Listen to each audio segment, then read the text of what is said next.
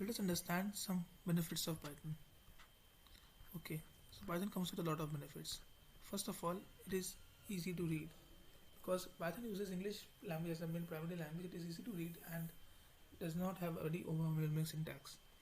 Contrary to Java and C++, it doesn't have a lot of wordings that can scare you away from programming. Secondly, Python is already present on some computers. In some cases, Python is already present on the computer. Mac OS X has present with Ubuntu. It already has Python provided with it. So we need to download a text interpreter to get it started. Similarly, Windows, all you need to do is just download a Python program and it will work fine. So Python is a primary tool in many other programming languages. Now, Python has a vast scope in doing any other language programming. For example, with Python you can do machine learning, you can do data science, you can do IoT, you can do mm, face recognition, you can do image processing. There are tons of opportunities that are available once you become a Python developer. So Python scripts also can be used for automation and web testing and penetration testing, and hence we and also game development. So Python is so much popular language that everything can be done with it. You can even now create websites with Python using Django and Flask as a framework. So Python is such a huge community support and backing. So I advise everybody to begin their journey with programming with Python. So now let's see what all we can do to understand the Python language. Okay, one important thing on Python which I missed out is that it can work with other programming languages also. In the beginning, you will most likely only use Python on its own. It's a great programming language to learn with and grow with. But over time, you may decide that to want to try Python, not for everything, but mm, you can merge it with other languages like C and JavaScript, C++ and JavaScript also to mess around and get your hands dirty. Okay, we can also test the things out with Python using the Python interpreter. IDLE, which is a standard IDE, that is integrated development environment for Python, provides us with uh, the interpreter too. So with an interpreter, we can use the information to we can use a computer to interpret information from. We can write a simple program from Notepad. Instead of writing a complex program of composed of multiple lines, we can just simply use mm, a one line command that can be used to test at at a ground level, at a singular level, at an atomic level, what instructions that a program will be able to be execute. Okay, but also the Python also as it is said that every uh, um, positive thing comes with the negative sides. There are also some downsides of Python. First of all, let us understand the downsides or the negatives of Python. Okay, it doesn't have a lot of speed. For those who needing speed to work on, and Python maybe not be the best option for you because it is an interpreted language. The Python does not scale well when it compares to other languages. However, it does not depend on what you are translating. There are certain benchmarks with Python code. It can make it work faster with the codes like PyPy. However, the speed is an issue with Python. Even if you do a competitive coding, you can get a TLE or time limit exceeded error because the Python code that you have wrote was not sufficient enough and does not have enough um, enough. It does not have enough speed so because of that the compilation speed can be affected and hence the code can uh, not be done in a very smooth and efficient manner. Okay, Python is not present on most mobile browsers because Python is a great option for building websites, but it is still not present in most mobile browsers because the mobile it uses Android, and Android it runs on Java. So Java is the main thing that comes to your mind when you're writing mobile programs. Python is not present in the mobile domain. However, we can use Java along with Python. It's a language known as Python that is an interpreter for it's a Python interpreter for Java language that can be used to write Android apps on in Python using Java that compiles natively to Java. Okay. Restrictions with the design. Now, if you're looking to work with a program that has a lot of design options, the Python language may not be the right option for you. The design language is not up to what you will find with the other options. The global interpreter lock means that you can only have one thread accessing the internals of Python. I know you don't. I know that the audience that I am targeting here does not understand thread, because I know, because many of you, they might have been using this course, using this that might have just begin with programming and are a total newbie. So I'll not be jumping on threads just for the sake of completion. I have just introduced the topic of threads. I'm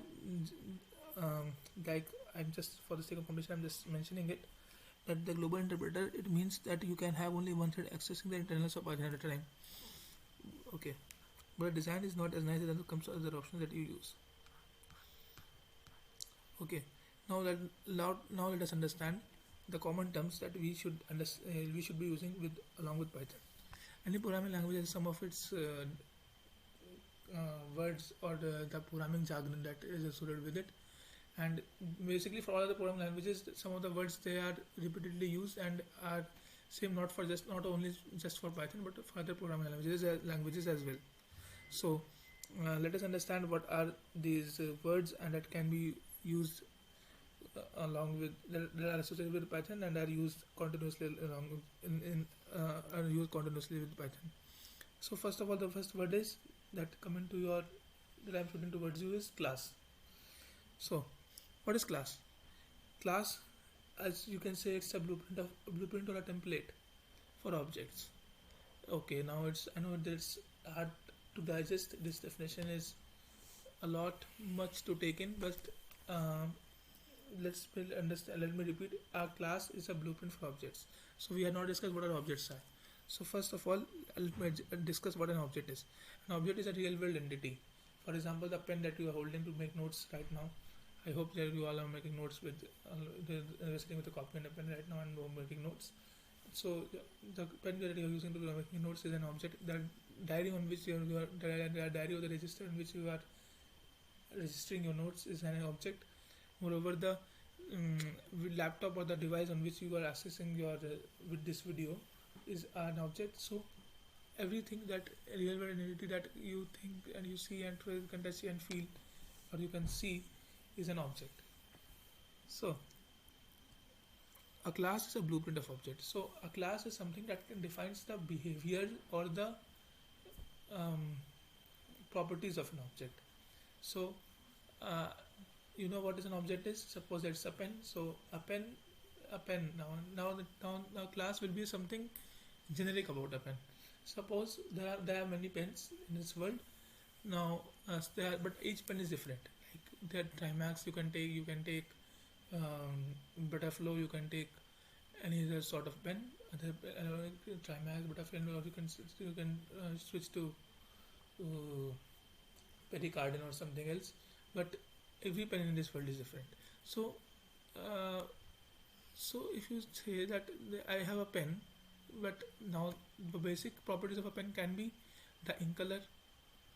You can have a black pen also, you can have a blue pen also, you can have a pen that writes, you can have in gel ink, you can write and you can write in ballpoint ink. So each object has, now a pen can have a blue color body, it can have a white color body, it can have a black color body, it can have a red color body, it can have many colors. So nowadays there are also come pen in which there are multiple refills that you can switch between the colors and you can use on one particular refill at one particular time. So there are innumerable opportunities, innumerable options. So we have to just be wise about deciding whether which property that an object can be that an object can hold. For example, the class here in the case of pen will be holding just a single property, whether the pen writes in blue ink or black ink, whether what is the shape of the pen, what is the height of the pen, what is the body color of the pen, and so on and so forth.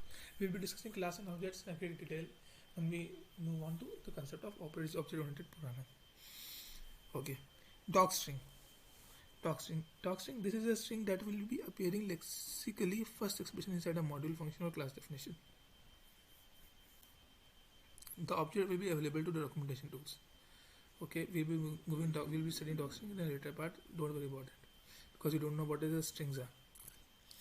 Okay, now there will be a function that we'll be discussing. We'll be discussing what is immutable. We'll be discussing what is a list. We'll be discussing what is mutable. We'll be discussing what is an object. That we'll be discussing what is Python 3000. Python 3000 is we'll be discussing what is strings, what is tuple, what is sets, and other things, and so on and so forth. So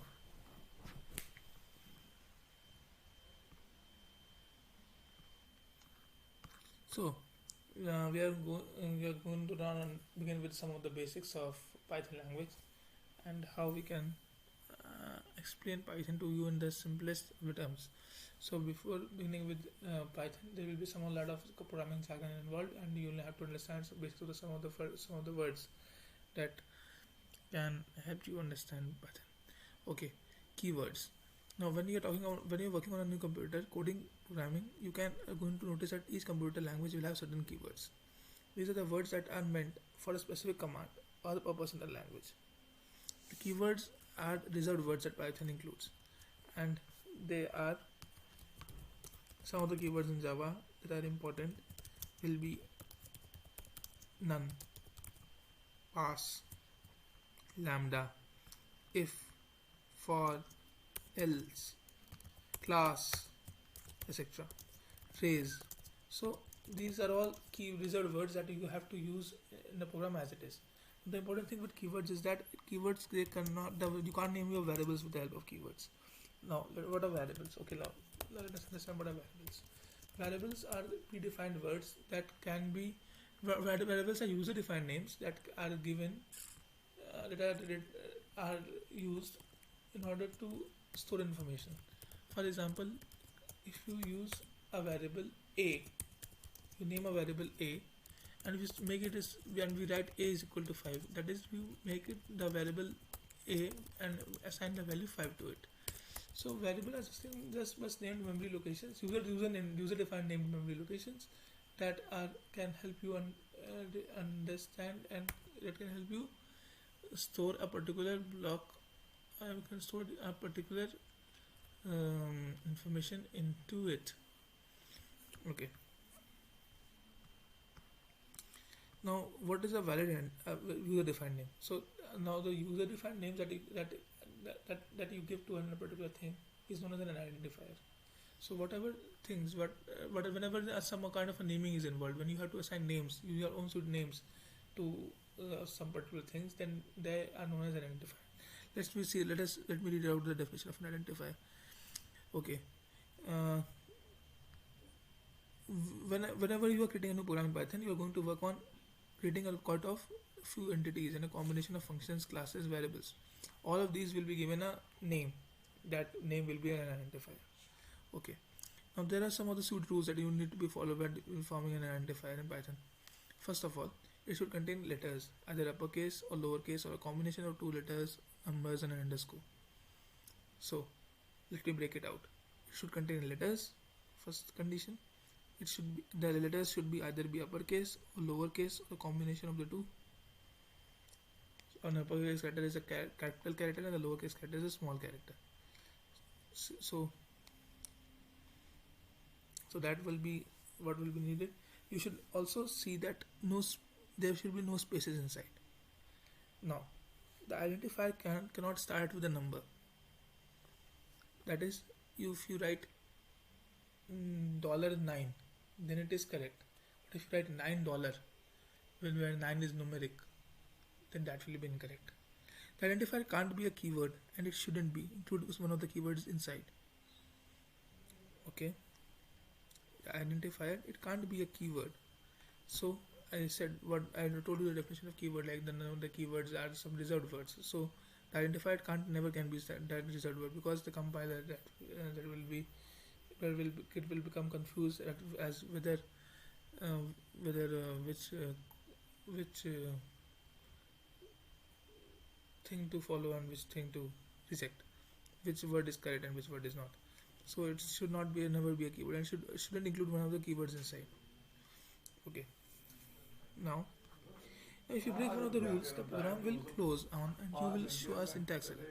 In addition, you need to take on making additions that identifiers that are legible to the human eye. While an identifier makes sense to the computer and get through without crashing, causing issues on the computer, a human is the one who will read through the code to use it for themselves. If the human eye doesn't understand what you're writing in a certain place, you can run into some issues. Some of the rules that you should be using while getting some of the identifiers are: the identifier should be descriptive. First of all, you should don't use irrelevant names. For example, if you're using a variable to store income, let the variable name be income. Don't make it A or B or C. Like you don't say A is equal to 5, 15. Who knows?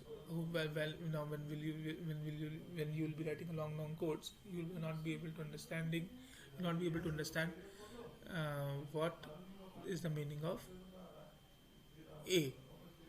So what you can do is you can use the variable names in such a way that you are able to understand what the variable means, and the variable names make sense to the user as well as other developers that are working on a project alongside with you. So you should not use just simple blank irrelevant word names. You should use words that actually have a meaning and have an appeal. You should be careful with using abbreviations that aren't necessary because they make the things somewhat difficult.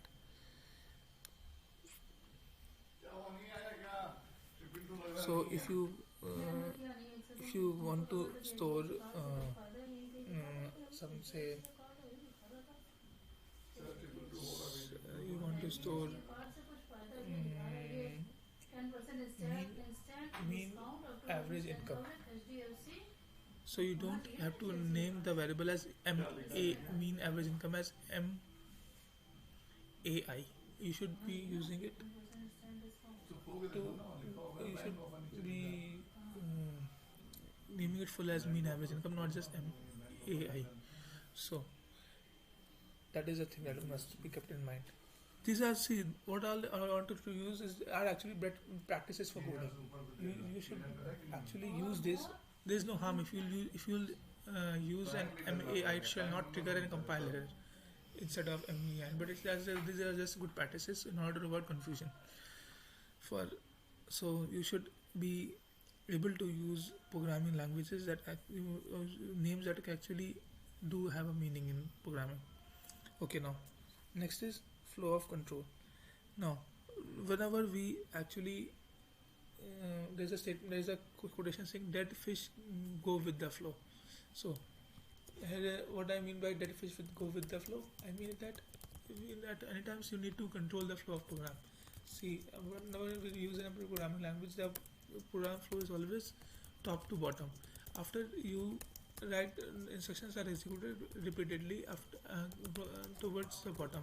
When you move write programming language, you actually the execution point is such that the program executes in a manner such that the control is always swing from the top of the screen towards the bottom. So when you are going to write out the statements in a list format, that you will be able to writing out the shopping list.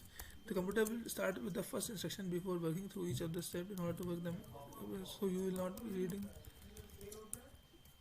The computer will only stop reading through once this list has been completed and the final results introduction has been complete. This is known as the flow of control.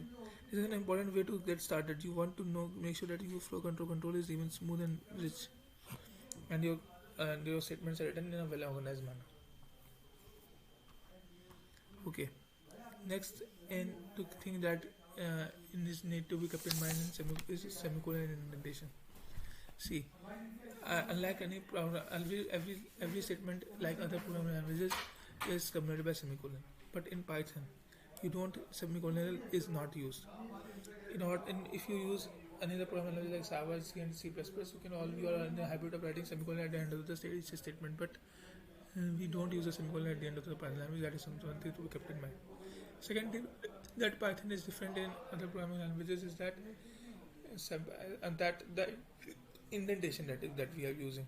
Python, it uses does not use any brackets. Now, if you're using a programming language like C and C++, it uses braces, curly braces to mark the end to mark the beginning and end of the statements. But in Python, we don't use indentation. We don't use brackets. We use indentation to mark the code and then starting and the end of the code block. Okay. Now, this type of coding can make it very visible to difficult to read. You will see a lot of unnecessary information is required to compute for the code to understand. So Python uses a different way of doing this, doing indentation. We'll be seeing it that you use the power of the human eye to harness what you read, and we are able to understand how the code that we have written is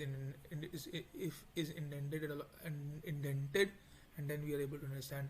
Okay, this block is a part of this proof statement is a part of this if statement, and these statements are outside an if. So we are able to understand well whether the statements that we are using are in a correct, properly indented or not. Okay.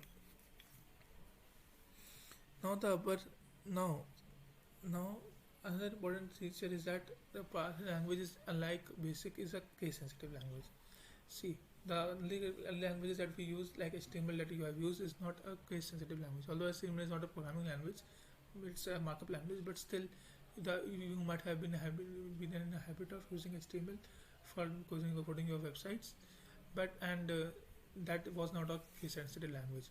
But in Python, it's now a case sensitive language, so you must know that capital and small letters are treated differently. Suppose you have a variable named car, and you would begin it with a capital C, car, and then another variable with car written as beginning with a small c. Then this car and that car are different. That I mean to say.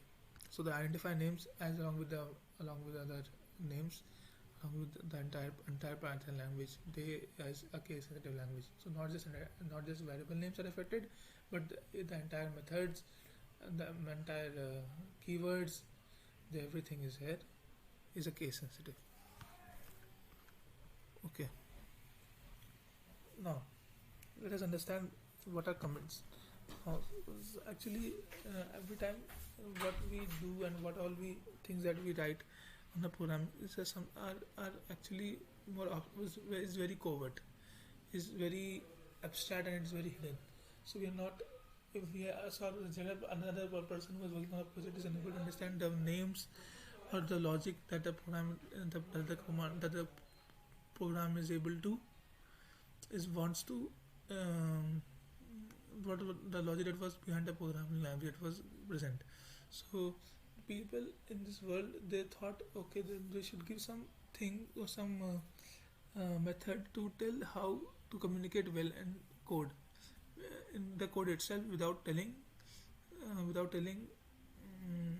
the other programmer, without making it feel for the other programmer the code to make it more overt. So to make it more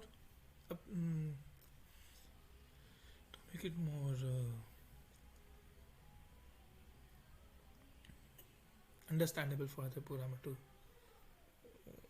for the other programmer. So what we did is we introduced the concept of comments. The concept of comments is not only just in Python but in other languages as well. So what we do in the comments is that we write some simple English statements to help us, the other programmer or the other person, understand what we are trying to communicate in code. Okay.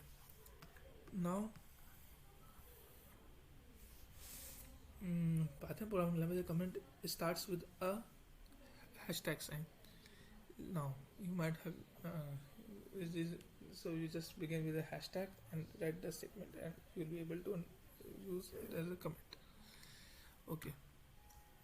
Now